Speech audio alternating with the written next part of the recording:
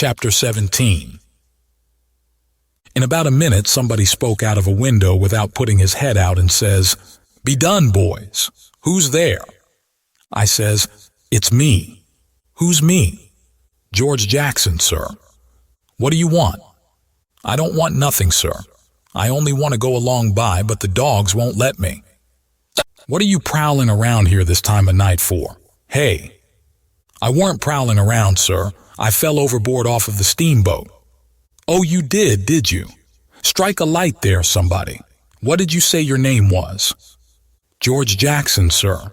I'm only a boy." "Look here, if you're telling the truth, you needn't be afraid. Nobody'll hurt you. But don't try to budge. Stand right where you are. Rouse out Bob and Tom, some of you, and fetch the guns. George Jackson, is there anybody with you?" "No, sir, nobody." I heard the people stirring around in the house now and see a light. The man sung out, "Snatch that light away, Betsy, you old fool. Ain't you got any sense? Put it on the floor behind the front door. Bob, if you and Tom are ready, take your places." "All ready." "Now, George Jackson, do you know the Shepherdsons?" "No, sir. I never heard of them." "Well, that may be so, and it mayn't. Now all ready. Step forward, George Jackson. And mind, don't you hurry. Come mighty slow. If there's anybody with you, let him keep back. If he shows himself, he'll be shot. Come along now. Come slow. Push the door open yourself, just enough to squeeze in, do you hear?" I didn't hurry. I couldn't if I'd have wanted to. I took one slow step at a time, and there weren't a sound, only I thought I could hear my heart. The dogs were as still as the humans, but they followed a little behind me. When I got to the 3 log doorsteps, I heard them unlocking and unbarring and unbolting. I put my hand on the door and pushed it a little and a little more till somebody said, "There, that's enough. Put your head in." I'd done it, but I judged they would take it off.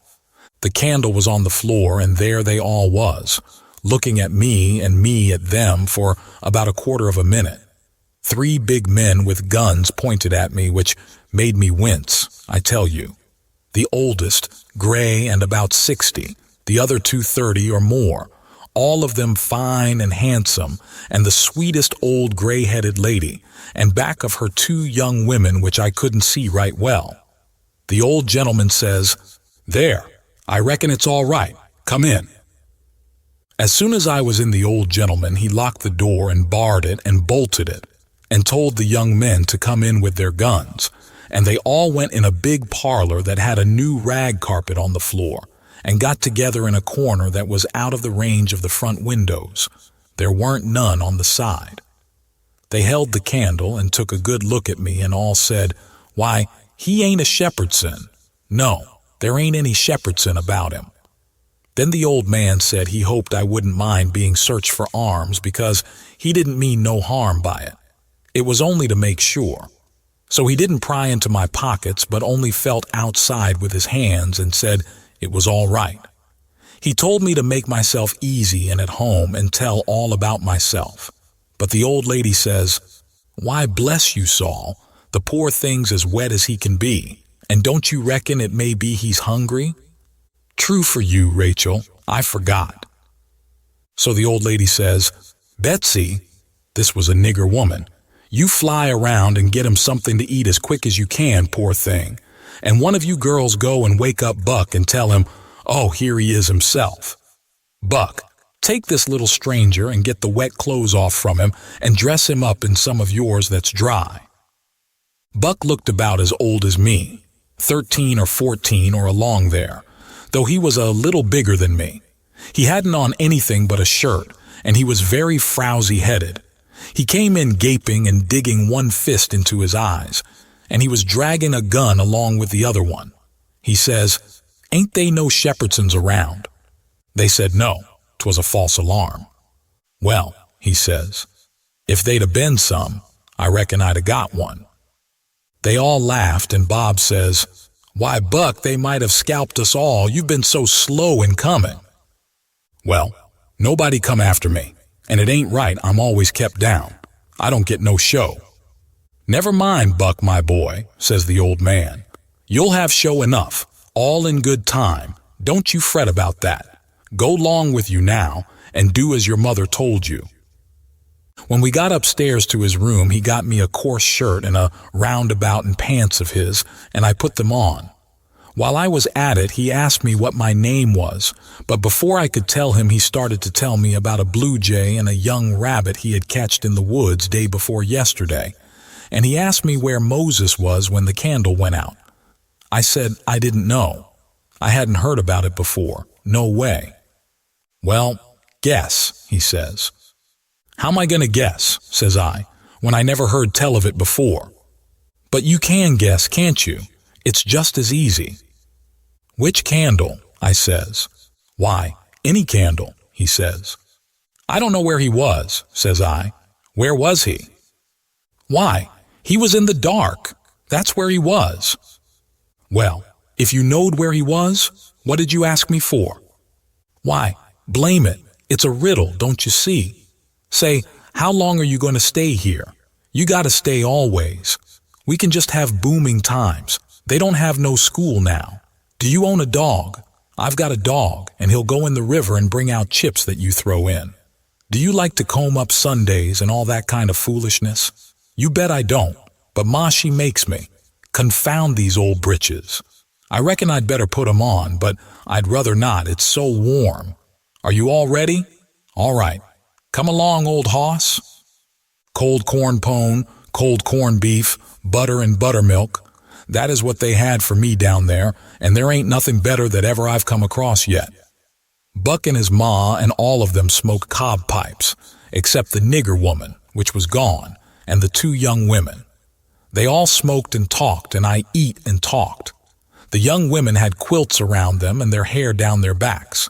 They all asked me questions, and I told them how Pap and me and all the family was living on a little farm down at the bottom of Arkansas, and my sister Mary Ann run off and got married and never was heard of no more, and Bill went to hunt them and he weren't heard of no more, and Tom and Mort died, and then there weren't nobody but just me and Pap left, and he was just trimmed down to nothing on account of his troubles. So when he died, I took what there was left, because the farm didn't belong to us, and started up the river, deck passage, and fell overboard, and that was how I come to be here. So they said I could have a home there as long as I wanted it. Then it was most daylight and everybody went to bed, and I went to bed with Buck. And when I waked up in the morning, drat it all, I had forgot what my name was.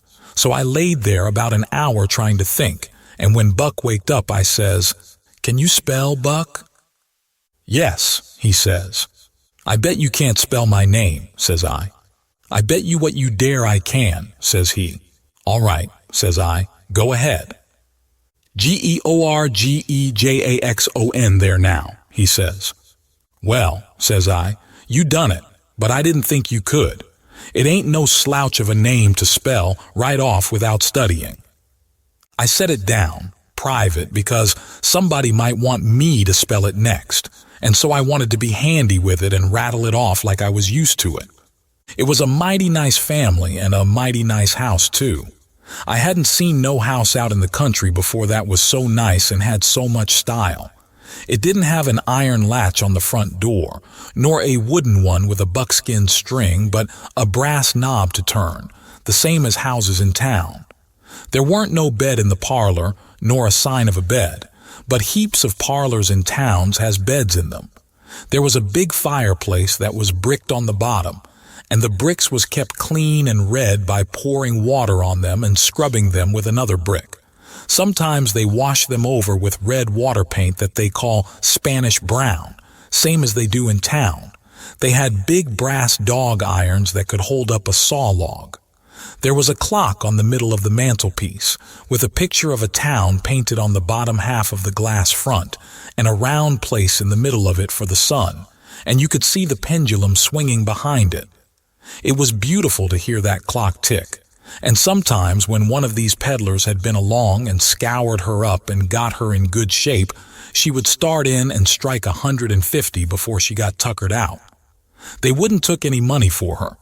Well, there was a big outlandish parrot on each side of the clock, made out of something like chalk and painted up gaudy. By one of the parrots was a cat made of crockery, and a crockery dog by the other. And when you pressed down on them, they squeaked, but didn't open their mouths nor look different nor interested. They squeaked through underneath. There was a couple of big, wild turkey wing fans spread out behind those things. On the table in the middle of the room was a kind of a lovely crockery basket that bad apples and oranges and peaches and grapes piled up in it, which was much redder and yellower and prettier than real ones is. But they weren't real because you could see where pieces had got chipped off and showed the white chalk, or whatever it was, underneath. This table had a cover made out of beautiful oilcloth, with a red and blue spread eagle painted on it, and a painted border all around. It come all the way from Philadelphia, they said. There was some books, too, piled up perfectly exact on each corner of the table. One was a big family Bible full of pictures. One was Pilgrim's Progress, about a man that left his family. It didn't say why. I read considerable in it now and then. The statements was interesting but tough. Another was Friendship's Offering, full of beautiful stuff and poetry.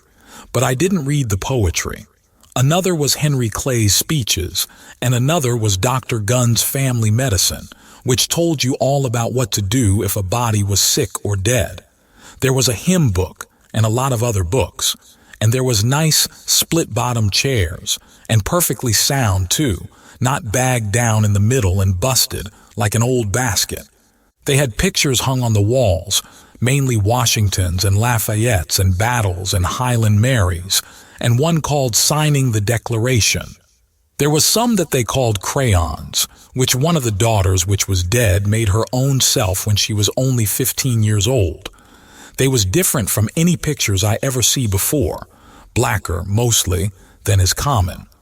One was a woman in a slim black dress, belted small under the armpits, with bulges like a cabbage in the middle of the sleeves, and a large black scoop shovel bonnet with a black veil, and white slim ankles crossed about with black tape, and very wee black slippers like a chisel, and she was leaning pensive on a tombstone on her right elbow, under a weeping willow, and her other hand hanging down her side holding a white handkerchief and a reticule.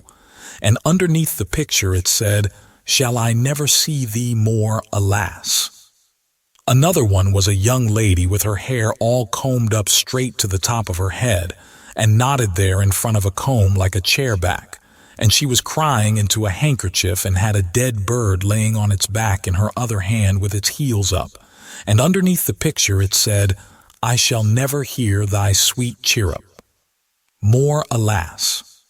There was one where a young lady was at a window looking up at the moon, and tears running down her cheeks, and she had an open letter in one hand with black sealing wax showing on one edge of it, and she was mashing a locket with a chain to it against her mouth, and underneath the picture it said, "And art thou gone? Yes, thou art gone, alas." These was all nice pictures, I reckon, but I didn't somehow seem to take to them because if ever I was down a little, they always give me the fan-tods. Everybody was sorry she died because she had laid out a lot more of these pictures to do, and a body could see by what she had done what they had lost. But I reckon that with her disposition she was having a better time in the graveyard. She was at work on what they said was her greatest picture when she took sick, and every day and every night it was her prayer to be allowed to live till she got it done, but she never got the chance. It was a picture of a young woman in a long white gown, standing on the rail of a bridge all ready to jump off, with her hair all down her back, and looking up to the moon, with the tears running down her face. And she had 2 arms folded across her breast, and 2 arms stretched out in front, and 2 more reaching up towards the moon. And the idea was to see which pair would look best, and then scratch out all the other arms.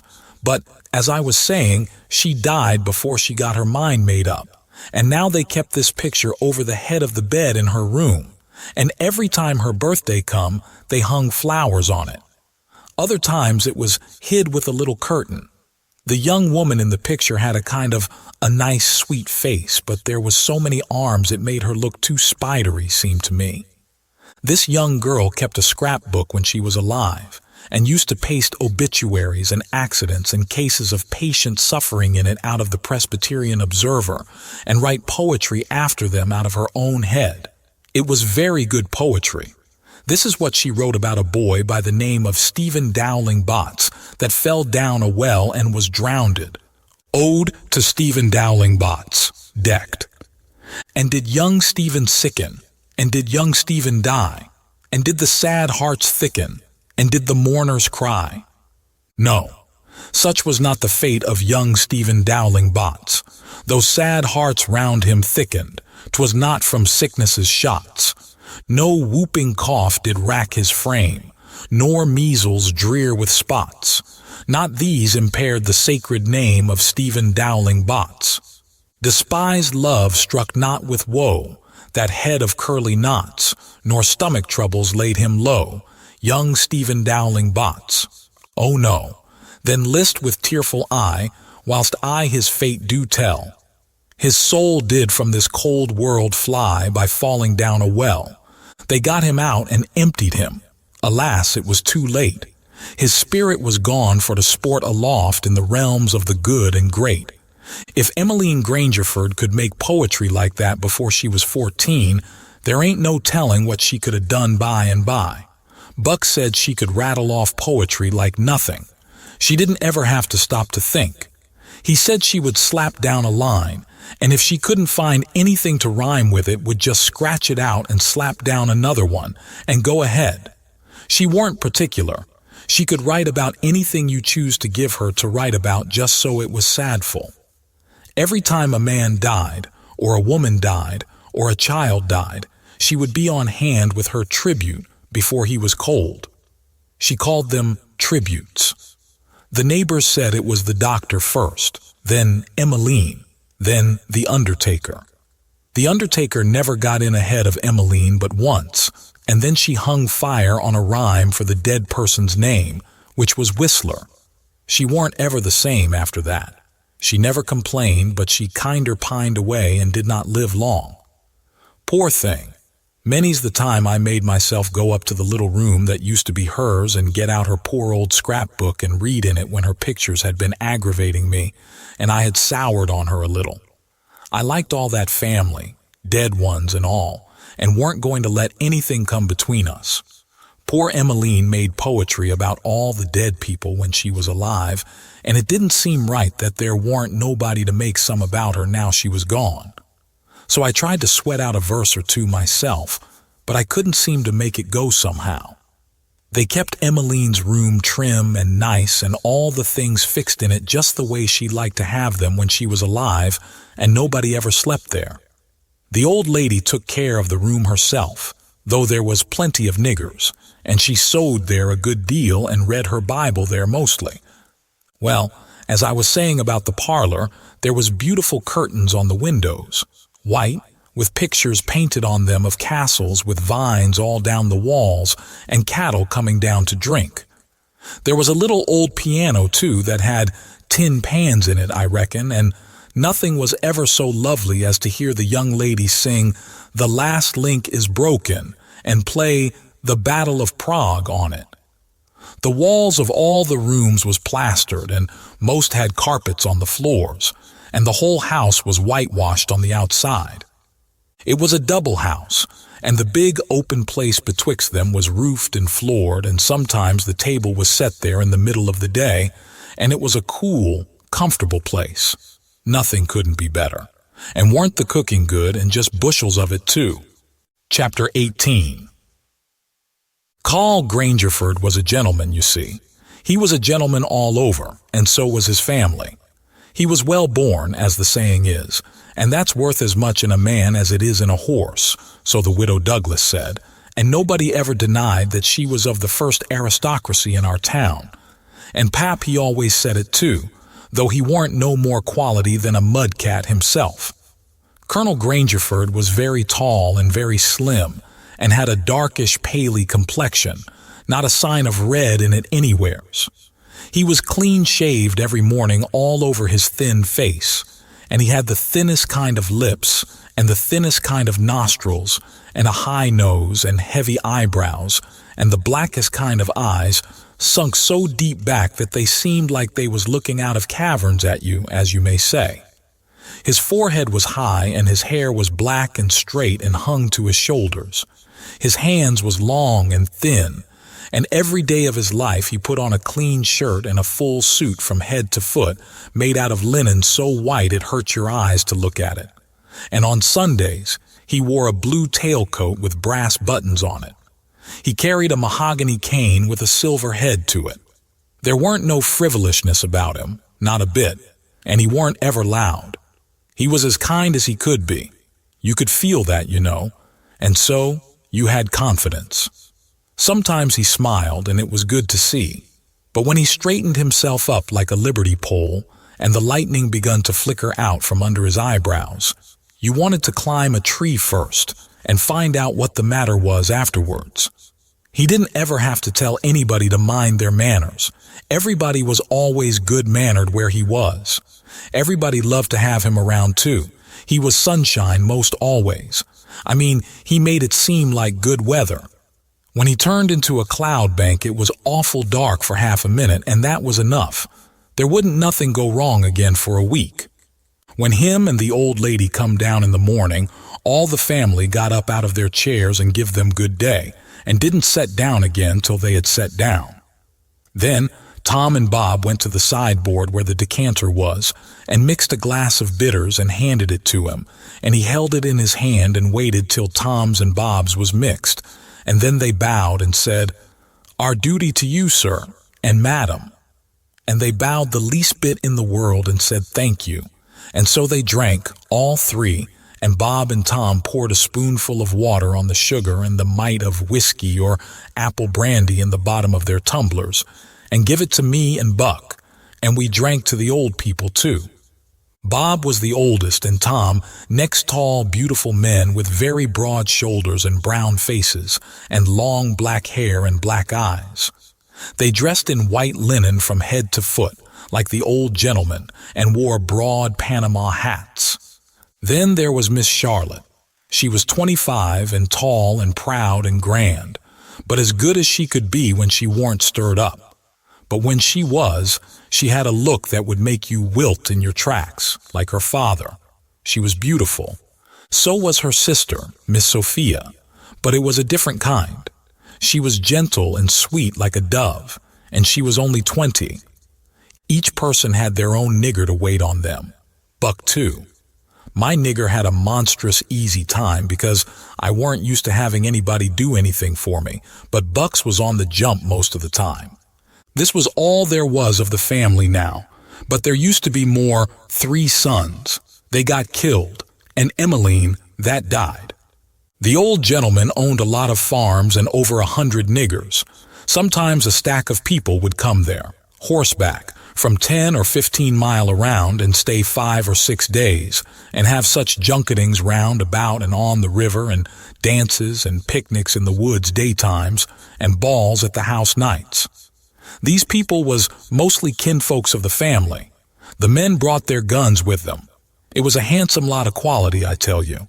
There was another clan of aristocracy around there, 5 or 6 families, mostly of the name of Shepherdson. They was as high-toned and well-born and rich and grand as the tribe of Grangerfords. The Shepherdsons and Grangerfords used the same steamboat landing, which was about 2 miles above our house. So sometimes when I went up there with a lot of our folks, I used to see a lot of the Shepherdsons there on their fine horses. One day, Buck and me was away out in the woods hunting and heard a horse coming. We was crossing the road. Buck says, "Quick, jump for the woods." We done it, and then peeped down the woods through the leaves. Pretty soon a splendid young man come galloping down the road, setting his horse easy and looking like a soldier. He had his gun across his pommel. I had seen him before. It was young Harney Shepherdson. I heard Buck's gun go off at my ear and Harney's hat tumbled off from his head. He grabbed his gun and rode straight to the place where we was hid. But we didn't wait. We started through the woods on a run. The woods weren't thick, so I looked over my shoulder to dodge the bullet, and twice I seen Harney cover Buck with his gun. And then he rode away the way he come, to get his hat, I reckon, but I couldn't see. We never stopped running till we got home. The old gentleman's eyes blazed a minute. 'Twas pleasure, mainly, I judged. Then his face sort of smoothed down, and he says, kind of gentle, "I don't like that shooting from behind a bush. Why didn't you step into the road, my boy?" "The Shepherdsons don't, Father. They always take advantage." Miss Charlotte, she held her head up like a queen while Buck was telling his tale, and her nostrils spread and her eyes snapped. The two young men looked dark, but never said nothing. Miss Sophia, she turned pale, but the color come back when she found the man weren't hurt. Soon as I could get Buck down by the corn cribs under the trees by ourselves, I says, "Did you want to kill him, Buck?" "Well, I bet I did." "What did he do to you?" "Him? He never done nothing to me." "Well then, what did you want to kill him for?" "Why, nothing. Only it's on account of the feud." "What's a feud?" "Why, where was you raised? Don't you know what a feud is?" "Never heard of it before. Tell me about it." "Well," says Buck, "a feud is this way. A man has a quarrel with another man and kills him. Then that other man's brother kills him. Then the other brothers on both sides goes for one another. Then the cousins chip in, and by everybody's killed off, and there ain't no more feud. But it's kind of slow and takes a long time." "Has this one been going on long, Buck?" "Well, I should reckon. It started 30 years ago, or summers along there. There was trouble about something, and then a lawsuit to settle it, and the suit went agin one of the men, and so he up and shot the man that won the suit, which he would naturally do, of course. Anybody would." "What was the trouble about, Buck? Land?" "I reckon maybe. I don't know." "Well, who done the shooting? Was it a Grangerford or a Shepherdson?" "Laws, how do I know? It was so long ago." "Don't anybody know?" "Oh, yes, PA knows, I reckon, and some of the other old people. But they don't know now what the row was about in the first place." "Has there been many killed, Buck?" "Yes, right smart chance of funerals, but they don't always kill. Pa's got a few buckshot in him, but he don't mind it 'cause he don't weigh much anyway. Bob's been carved up some with a bowie, and Tom's been hurt once or twice." "Has anybody been killed this year, Buck?" "Yes, we got one, and they got one. 'Bout 3 months ago, my cousin Bud, 14-year-old, was riding through the woods on t'other side of the river and didn't have no weapon with him, which was blame foolishness. And in a lonesome place he hears a horse a-coming behind him and sees old Baldy Shepherdson a-linking after him with his gun in his hand and his white hair a-flying in the wind. Instead of jumping off and taking to the brush, Bud lowed he could outrun him. So they had it, nip and tuck for 5 mile or more, the old man a-gaining all the time. So at last Bud seen it weren't any use, so he stopped and faced around so as to have the bullet holes in front, you know, and the old man he rode up and shot him down. But he didn't get much chance to enjoy his luck, for inside of a week, our folks laid him out." "I reckon that old man was a coward, Buck." "I reckon he warn't a coward, not by a blame sight. There ain't a coward amongst them Shepherdsons, not a one. And there ain't no cowards amongst the Grangerfords either. Why, that old man kept up his end in a fight one day for half an hour against 3 Grangerfords and come out winner. They was all a horseback. He lit off of his horse and got behind a little wood pile and kept his horse before him to stop the bullets. But the Grangerfords stayed on their horses and capered around the old man and peppered away at him, and he peppered away at them. Him and his horse both went home pretty leaky and crippled, but the Grangerfords had to be fetched home, and one of them was dead and another died the next day. No, sir. If a body's out hunting for cowards, he don't want to fool away any time amongst them Shepherdsons, because they don't breed any of that kind." Next Sunday, we all went to church about 3 mile, everybody a horseback. The men took their guns along, so did Buck, and kept them between their knees or stood them handy against the wall. The Shepherdsons done the same. It was pretty ornery preaching, all about brotherly love and such like tiresomeness. But everybody said it was a good sermon, and they all talked it over going home and had such a powerful lot to say about faith and good works and free grace and pre-foreordestination. And I don't know what all, that it did seem to me to be one of the roughest Sundays I had run across yet. About an hour after dinner, everybody was dozing around, some in their chairs and some in their rooms, and it got to be pretty dull. Buck and a dog was stretched out on the grass in the sun sound asleep.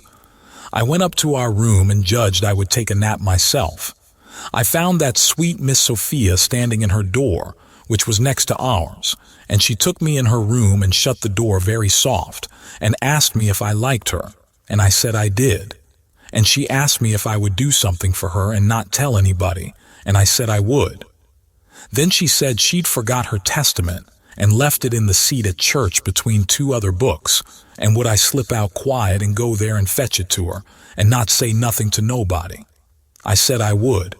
So I slid out and slipped off up the road, and there weren't anybody at the church, except maybe a hog or two, for there weren't any lock on the door, and hogs likes a punchin' floor in summertime because it's cool. If you notice, most folks don't go to church only when they've got to, but a hog is different. Says I to myself, something's up. It ain't natural for a girl to be in such a sweat about a testament. So I give it a shake, and out drops a little piece of paper with 2:30 wrote on it with a pencil. I ransacked it but couldn't find anything else.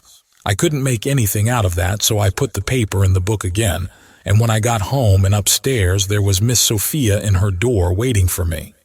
She pulled me in and shut the door.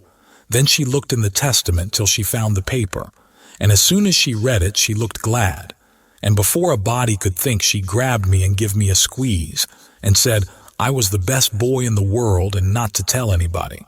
She was mighty red in the face for a minute, and her eyes lighted up, and it made her powerful pretty. I was a good deal astonished, but when I got my breath I asked her what the paper was about, and she asked me if I had read it, and I said no, and she asked me if I could read writing, and I told her no, only coarse hand. And then she said the paper weren't anything but a bookmark to keep her place, and I might go and play now. I went off down to the river studying over this thing, and pretty soon I noticed that my nigger was following along behind. When we was out of sight of the house, he looked back and around a second and then comes a-running and says, "Mars George, if you'll come down into the swamp, I'll show you a whole stack of water moccasins." Thinks I, that's mighty curious. He said that yesterday. He oughter know a body don't love water moccasins enough to go around hunting for them. What is he up to anyway? So I says, "All right, trot ahead." I followed a half a mile. Then he struck out over the swamp and waded ankle deep as much as another half mile. We come to a little flat piece of land which was dry and very thick with trees and bushes and vines, and he says, "You shove right in da just a few steps, Mars Jog. Da's wha day is. I seed 'em befo. I don't keer to see 'em no mo." Then he slopped right along and went away, and pretty soon the trees hit him. I poked into the place always and come to a little open patch as big as a bedroom all hung around with vines, and found a man laying there asleep, and by jings, it was my old Jim. I waked him up, and I reckoned it was going to be a grand surprise to him to see me again, but it weren't.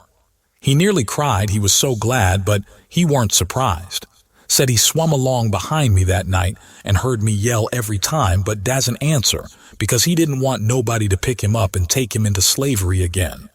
Says he, "I got hurt a little, on couldn't swim fast, so I was a considerable ways behind you towards de Las.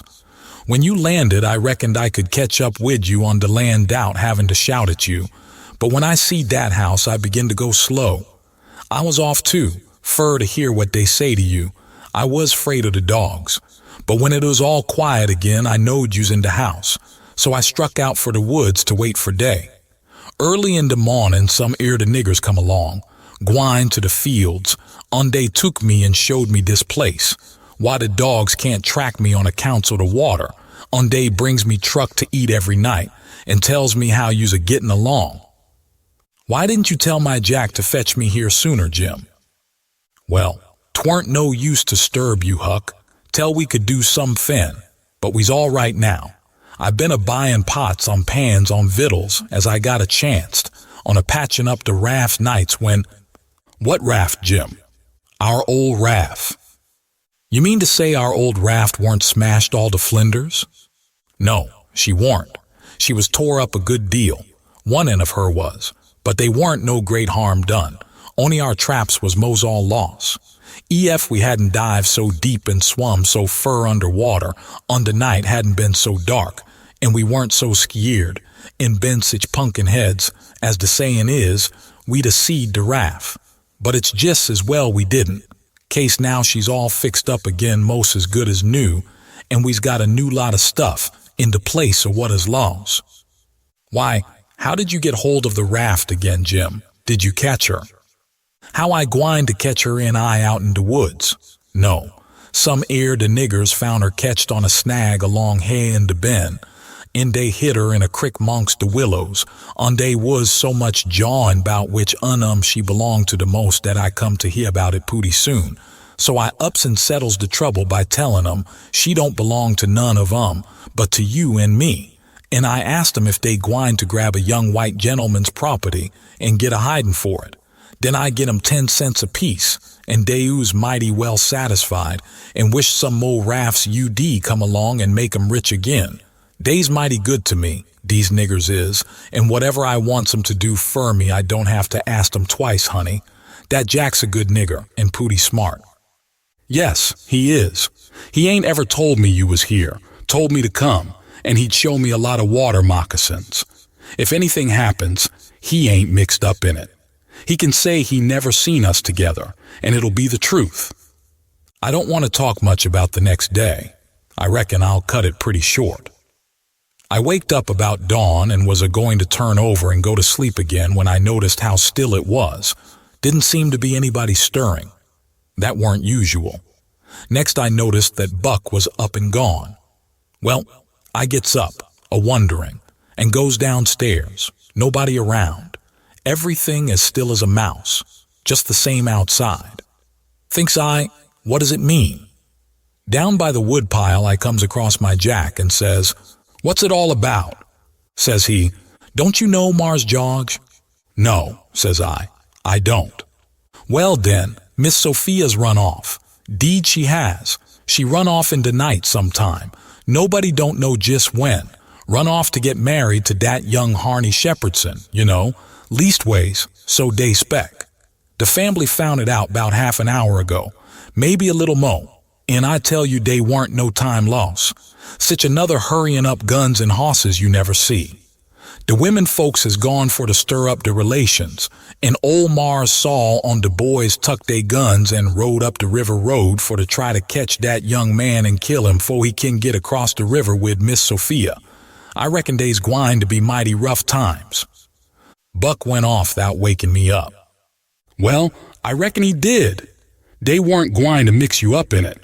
Mars Buck, he loaded up his gun and load he's gwine to fetch home a Shepherdson or bust. Well, there'll be plenty on 'em da, I reckon, and you bet you he'll fetch one ef he gets a chanced." I took up the river road as hard as I could put. By and by I begin to hear guns a good ways off. When I came in sight of the log store and the wood pile where the steamboats lands, I worked along under the trees and brush till I got to a good place, and then I clumb up into the forks of a cottonwood that was out of reach and watched. There was a wood rank 4 foot high a little ways in front of the tree, and first I was going to hide behind that, but maybe it was luckier I didn't.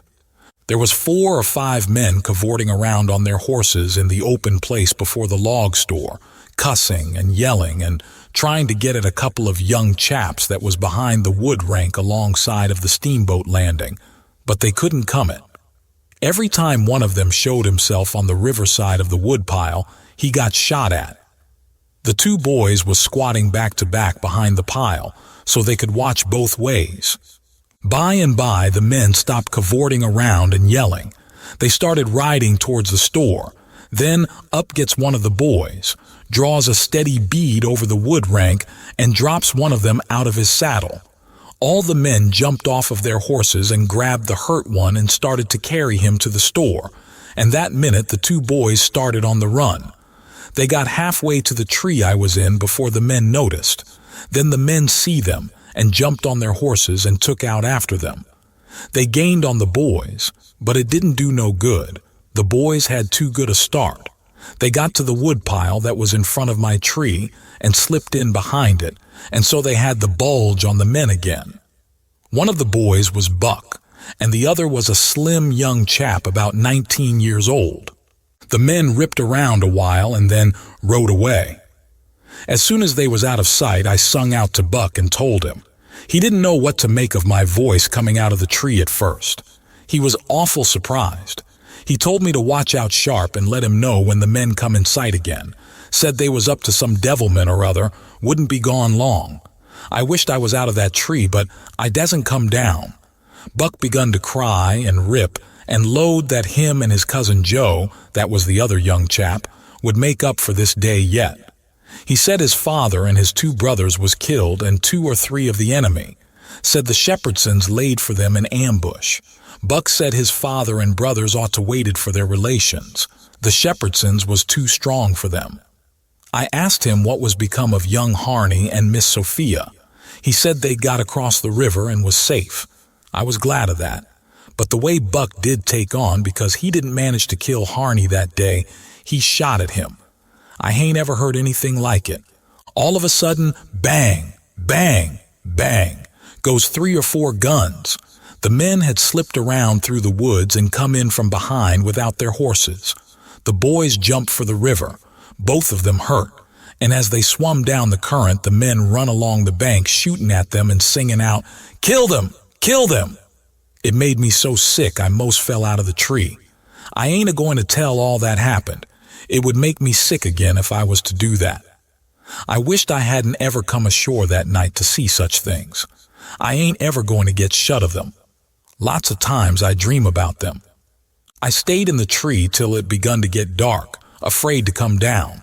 Sometimes I heard guns away off in the woods, and twice I seen little gangs of men gallop past the log store with guns, so I reckoned the trouble was still a-going on. I was mighty downhearted, so I made up my mind I wouldn't ever go near that house again, because I reckoned I was to blame somehow. I judged that that piece of paper meant that Miss Sophia was to meet Harney somewheres at 2:30 and run off, and I judged I ought to told her father about that paper and the curious way she acted, and then maybe he would have locked her up, and this awful mess wouldn't ever happened. When I got down out of the tree, I crept along down the river bank a piece, and found the 2 bodies laying in the edge of the water, and tugged at them till I got them ashore. Then I covered up their faces and got away as quick as I could. I cried a little when I was covering up Buck's face, for he was mighty good to me. It was just dark now. I never went near the house, but struck through the woods and made for the swamp. Jim weren't on his island, so I tramped off in a hurry for the crick and crowded through the willows, red hot to jump aboard and get out of that awful country. The raft was gone. My souls, but I was scared. I couldn't get my breath for most a minute. Then I raised a yell.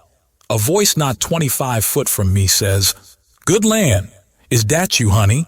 Don't make no noise." It was Jim's voice. Nothing ever sounded so good before. I run along the bank a piece and got aboard, and Jim, he grabbed me and hugged me. He was so glad to see me. He says, "Laws bless you, Chile. I was right down, show you's dead again. Jack's been here. He say he reckon you's been shot, case you didn't come home no mo. So I's just this minute a-startin' to raft down towards de muff ere de crick, so's to be all ready for to shove out and leave soon as Jack comes again and tells me for certain you is dead. Lawsy, I's mighty glad to get you back again, honey." I says, "All right, that's mighty good. They won't find me, and they'll think I've been killed and floated down the river. There's something up there that'll help them think so.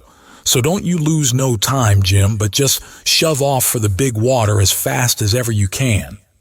I never felt easy till the raft was 2 miles below there and out in the middle of the Mississippi. Then we hung up our signal lantern and judged that we was free and safe once more. I hadn't had a bite to eat since yesterday, so Jimmy got out some corn dodgers and buttermilk and pork and cabbage and greens. There ain't nothing in the world so good when it's cooked right. And whilst I eat my supper, we talked and had a good time. I was powerful glad to get away from the feuds, and so was Jim to get away from the swamp. We said there weren't no home like a raft after all. Other places do seem so cramped up and smothery, but a raft don't. You feel mighty free and easy and comfortable on a raft. Chapter 19. 2 or 3 days and nights went by. I reckon I might say they swum by. They slid along so quiet and smooth and lovely. Here is the way we put in the time. It was a monstrous big river down there, sometimes 1.5 miles wide. We run nights and laid up and hid daytimes. Soon as night was most gone, we stopped navigating and tied up, nearly always in the dead water under a towhead, and then cut young cottonwoods and willows and hid the raft with them. Then we set out the lines. Next, we slid into the river and had a swim so as to freshen up and cool off. Then we sat down on the sandy bottom where the water was about knee-deep and watched the daylight come. Not a sound anywheres, perfectly still, just like the whole world was asleep, only sometimes the bullfrogs a-cluttering maybe. The first thing to see, looking away over the water, was a kind of dull line. That was the woods on t'other side. You couldn't make nothing else out. Then a pale place in the sky. Then more paleness spreading around. Then the river softened up a way off, and weren't black anymore, but gray. You could see little dark spots drifting along ever so far away, trading scows and such things, and long black streaks, rafts. Sometimes you could hear a sweep squeaking, or jumbled up voices. It was so still, and sounds come so far. And by, you could see a streak on the water, which you know by the look of the streak that there's a snag there in a swift current which breaks on it and makes that streak look that way. And you see the mist curl up off of the water, and the east reddens up and the river, and you make out a log cabin in the edge of the woods, away on the bank on t'other side of the river, being a wood yard likely, and piled by them cheats so you can throw a dog through it anywheres. Then the nice breeze springs up and comes fanning you from over there, so cool and fresh and sweet to smell on account of the woods and the flowers. But sometimes not that way, because they've left dead fish laying around, gars and such, and they do get pretty rank. And next you've got the full day and everything smiling in the sun and the songbirds just going it. A little smoke couldn't be noticed now, so we would take some fish off of the lines and cook up a hot breakfast.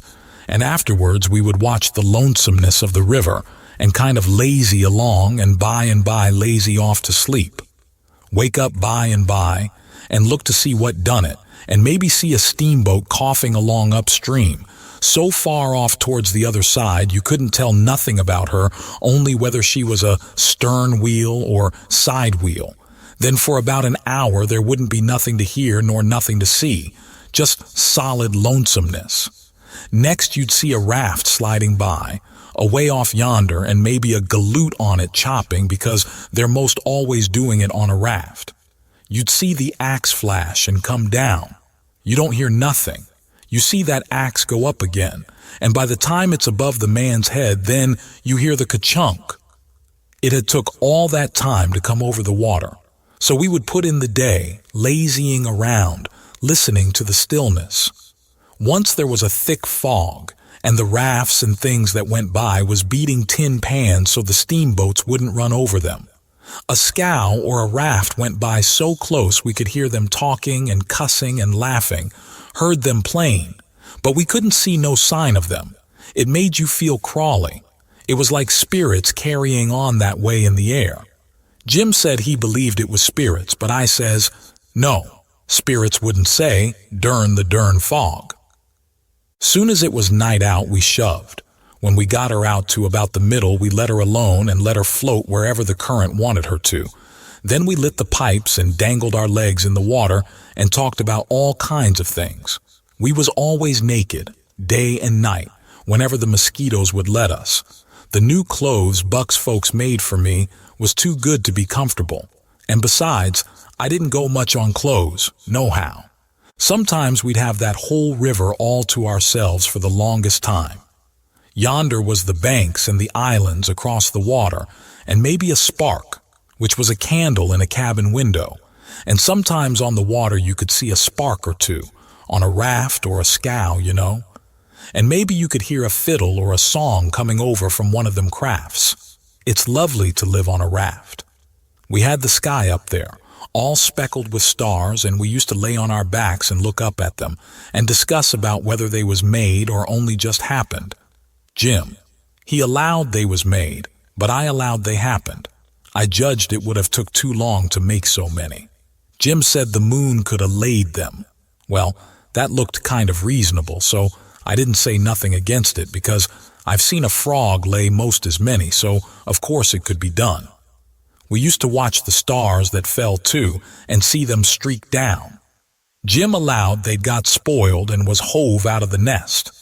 Once or twice of a night we would see a steamboat slipping along in the dark, and now and then she would belch a whole world of sparks up out of her chimblies, and they would rain down in the river and look awful pretty. Then she would turn a corner and her lights would wink out and her powwow shut off and leave the river still again. And by her waves would get to us, a long time after she was gone, and joggle the raft a bit. And after that you wouldn't hear nothing, for you couldn't tell how long, except maybe frogs or something. After midnight the people on shore went to bed, and then for 2 or 3 hours the shores was black. No more sparks in the cabin windows. These sparks was our clock. The first one that showed again meant morning was coming, so we hunted a place to hide and tie up right away. One morning about daybreak I found a canoe and crossed over a chute to the main shore. It was only 200 yards, and paddled about a mile up a creek amongst the cypress woods to see if I couldn't get some berries. Just as I was passing a place where a kind of a cow path crossed the creek, here comes a couple of men tearing up the path as tight as they could foot it. I thought I was a goner, for whenever anybody was after anybody I judged it was me, or maybe Jim. I was about to dig out from there in a hurry, but they was pretty close to me then and sung out and begged me to save their lives. Said they hadn't been doing nothing and was being chased for it. Said there was men and dogs a-coming. They wanted to jump right in, but I says, "Don't you do it. I don't hear the dogs and horses yet. You've got time to crowd through the brush and get up the creek a little ways. Then you take to the water and wade down to me and get in. That'll throw the dogs off the scent." They done it, and soon as they was aboard, I lit out for our towhead, and in about 5 or 10 minutes we heard the dogs and the men away off, shouting. We heard them come along towards the creek, but couldn't see them. They seemed to stop and fool around a while. Then, as we got further and further away all the time, we couldn't hardly hear them at all. By the time we had left a mile of woods behind us and struck the river, everything was quiet, and we paddled over to the towhead and hid in the cottonwoods and was safe. One of these fellows was about 70 or upwards and had a bald head and very gray whiskers. He had an old battered-up slouch hat on and a greasy blue woolen shirt and ragged old blue jeans breeches stuffed into his boot tops and home-knit galluses. No, he only had one. He had an old long-tailed blue jeans coat with slick brass buttons flung over his arm, and both of them had big, fat, ratty-looking carpet bags. The other fellow was about 30 and dressed about as ornery. After breakfast, we all laid off and talked, and the first thing that come out was that these chaps didn't know one another. "What got you into trouble?" says the bald head to t'other chap. "Well, I'd been selling an article to take the tartar off the teeth, and it does take it off too, and generally the enamel along with it. But I stayed about 1 night longer than I ought to, and was just in the act of sliding out when I ran across you on the trail this side of town, and you told me they were coming, and begged me to help you to get off. So I told you I was expecting trouble myself and would scatter out with you. That's the whole yarn. What's yourn? Well, I'd been running a little temperance revival there about a week, and was the pet of the women folks, big and little, for I was making it mighty warm for the rummies, I tell you, and taking as much as $5 or $6 a night, 10 cents a head, children and niggers free, and business a-growing all the time, when somehow or another a little report got around last night that I had a way of putting in my time with a private jug on the sly. A nigger rousted me out this morning and told me the people was gathering on the quiet with their dogs and horses, and they'd be along pretty soon and give me about half an hour's start, and then run me down if they could. And if they got me, they'd tar and feather me and ride me on a rail, sure. I didn't wait for no breakfast. I weren't hungry. "Old man," said the young one, "I reckon we might double team it together. What do you think?" "I ain't undisposed. What's your line, mainly?" "Jure printer by trade. Do a little in patent medicines. Theater actor tragedy, you know. Take a turn to mesmerism and phrenology when there's a chance. Teach singing geography school for a change. Sling a lecture sometimes. Oh, I do lots of things. Most anything that comes handy so it ain't work. What's your lay?" "I've done considerable in the doctoring way in my time. Laying on o' hands is my best hold, for cancer and paralysis and sich things. And I can tell a fortune pretty good when I've got somebody along to find out the facts for me. Preachin's my line too, and working camp meetings, and missionarying around." Nobody never said anything for a while. Then the young man hove a sigh and says, "Alas." "What are you alassin' about?" says the bald head. "To think I should have lived to be leading such a life, and be degraded down into such company." And he begun to wipe the corner of his eye with a rag. "Durn your skin, ain't the company good enough for you?" says the bald head, pretty pert and uppish. "Yes, it is good enough for me. It's as good as I deserve. For who fetched me so low when I was so high? I did myself. I don't blame you, gentlemen, far from it. I don't blame anybody. I deserve it all. Let the cold world do its worst. One thing I know, there's a grave somewhere for me. The world may go on just as it's always done, and take everything from me, loved ones, property, everything, but it can't take that. Someday, I'll lie down in it and forget it all, and my poor broken heart will be at rest." He went on a-wiping. "Drot your poor broken heart," says the bald head. "What are you heaving your poor broken heart at US for? We hain't done nothing." "No, I know you haven't. I ain't blaming you, gentlemen. I brought myself down. Yes, I did it myself. It's right I should suffer. Perfectly right. I don't make any moan." "Brought you down from where? Where was you brought down from?" "Ah, you would not believe me. The world never believes. Let it pass. 'Tis no matter. The secret of my birth." "The secret of your birth? Do you mean to say—" "Gentlemen," says the young man, very solemn, "I will reveal it to you, for I feel I may have confidence in you. By rights, I am a duke."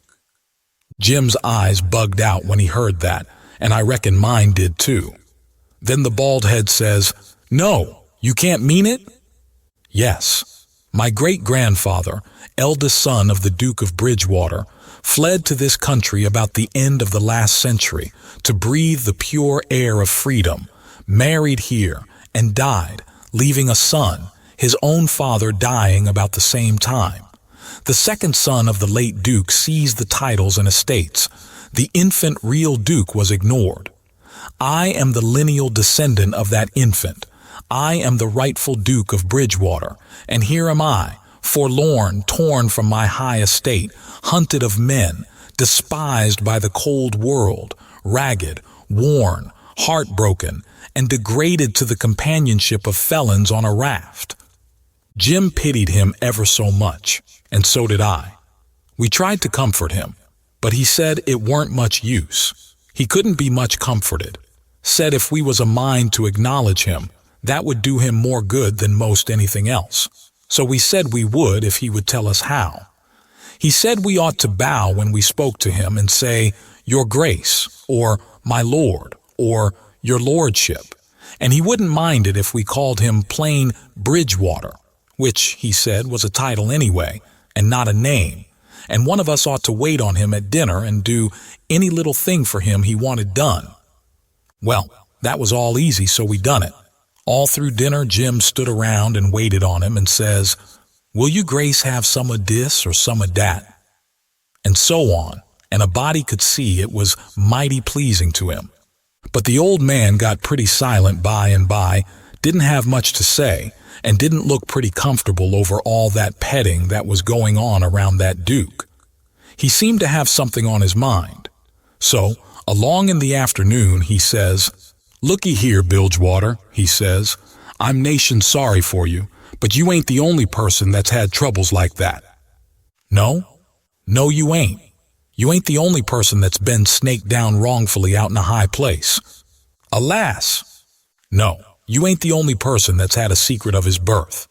And by jings, he begins to cry. "Hold, what do you mean?" "Bilgewater, can I trust you?" says the old man, still sort of sobbing. "To the bitter death." He took the old man by the hand and squeezed it and says, "That secret of your being, speak."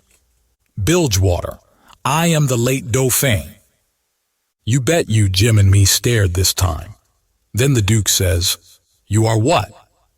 "Yes, my friend, it is too true. Your eyes is looking at this very moment on the poor disappeared Dauphin, Louis the 17, son of Louis the 16 and Mary Antoinette." "You? At your age? No, you mean you're the late Charlemagne. You must be 600 or 700 years old at the very least." "Trouble has done it, Bilgewater. Trouble has done it. Trouble has brung these gray hairs and this premature balditude. Yes, gentlemen, you see before you, in blue jeans and misery, the wandering, exiled, trampled on, and suffering rightful King of France." "Well," he cried, and took on so that me and Jim didn't know hardly what to do, we was so sorry, and so glad and proud we'd got him with us too. So we set in, like we done before with the Duke, and tried to comfort him. But he said it weren't no use. Nothing but to be dead and done with it all could do him any good. Though he said it often made him feel easier and better for a while if people treated him according to his rights, and got down on one knee to speak to him, and always called him Your Majesty, and waited on him first at meals, and didn't set down in his presence till he asked them. So Jim and me set to majestying him, and doing this and that and other for him, and standing up till he told us we might set down. This done him heaps of good, and so he got cheerful and comfortable. But the Duke kind of soured on him, and didn't look a bit satisfied with the way things was going.